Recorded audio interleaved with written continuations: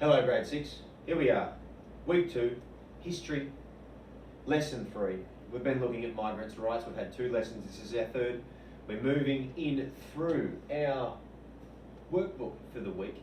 If you recall, yesterday we looked at our sheet and we looked at our timeline.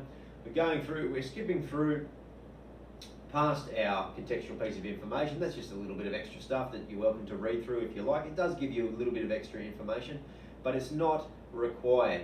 What we're going through today is I'm going to read through source 1, which is our dictation test passage of 1932.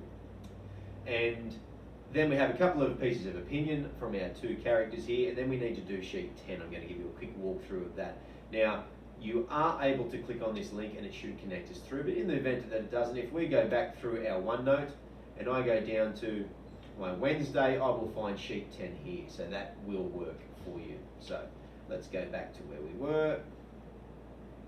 Okay, now I could sit here and I could try to read out this in German, but I would probably absolutely butcher it. For example, der Tiger ist schlanker und so geschmeidig und gracios.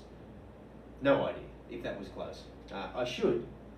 My mum's family is actually from Austria. Some of you might actually know that. I should be able to speak German better than I can, but I'm not going to because I will absolutely butcher it. So what we're going to do is we're just going to have a look at this passage here.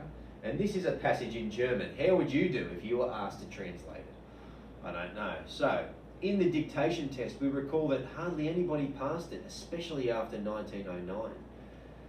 If you were coming into the country, this is what you were given, and you had to translate it to English. Imagine if you didn't even speak English. Good luck. So, have a look at that passage and see how you would do. This is what it actually says. The tiger is sleeker and so lithe and graceful that he does not show to the same appalling advantage as his cousin, the lion, with the roar that shakes the earth. Both are cats, cousins of our amiable purring friend of the hearthrug, but the tiger is the king of the family. Okay, so not only is that in German, not only did you have to translate it to English, the makeup of the sentence is horrible. As you can see, it's not easy to understand. But if you were coming from, let's say, Cambodia, and you did not speak German, and you certainly didn't speak English, how on earth were you supposed to do that? Do you think you had any chance? And I think they knew that. They made it hard because they did not want people from those countries coming into Australia. And this was their ticket. This is how they did it. This is how they kept them out. We found out that out of 1,300 people that tried to do this test to get in and move to Australia to be able to live here with us, only 50 passed up until 2009. 1909. And after that time, 0. Duck egg. Nobody. That's how hard it was.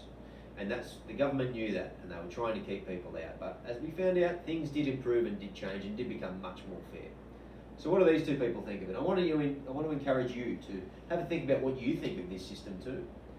Wow, that's hard. I don't speak German, so I certainly wouldn't have passed the test. A non-European person would not have had much success at all. And this girl says, the Australian government's attitude towards migrants certainly has changed a lot over the years, hasn't it? Do you agree? Do you think that our attitude towards people coming in from other countries, do you think it's changed? How? How do you think it's changed? What things have we spoken about? Has it got better? Has it got worse? I'd like to think it's got better. Let's see what you have understood about Australia's migration history. Complete sheet 10. And here we have. Is this one going to open for me? Probably not. So let's go your way, double click, wait for sheet 10 to open. Here we are. So, sheet 10, we need to work our way through. So this is going through some ideas about the sorts of things that we might have seen at that time if we were a migrant. Now, source 1 here has a colour poster produced in 1947 by the Australian Department of Information to promote Australia to immigrants overseas about working, I guess, in Australia and promoting it. There's a man's job for you in Australia, and there's a big, strapping, strong young fella there. I think he's young. He looks a bit younger than me. And he's obviously walking through there with a slouch hat through ploughed fields, showing that he's been working really hard and there's plenty of work to be had. In the background we can see a ram there, we can see different produce and factories and things, indicating that there's lots and lots of work to be had if you move to Australia to work. So, you need to move through and do these following questions. Now, there's a little bit in here. The changing status of migrant diagram. This is the last sheet in sheet 10. Do not do this sheet. You don't have to do this sheet. The cause and effect flow chart we are not going to do in this lesson, or at least at the moment in history, so you can skip this one. What we will do, however, is question A, B, C, D, and E, and they are pretty self-explanatory. But I'll run through them really quickly now, and then we're going to wrap up for today. So, tick the statement below which best represents the Australia government's point of view about migrant life presented in source 1. So which one do you think? Migrants are welcome to come to Australia to enjoy the beaches and lifestyle. It doesn't really mention beaches. Migrants are not welcome in Australia. There's a man's job for you in Australia. It doesn't really say they're not welcome. There are opportunities in Australia for migrants who are willing to work hard and fit in. Well, it seems to paint that picture of working hard, right? Seems to be someone there ready to work, and if you're willing to do that, then maybe there's some work, there's a job for you, there's a man's job for you. Yeah, it seems to indicate that. Well, let's just check the last one. Migrants find life in Australia consists of hard work and loneliness.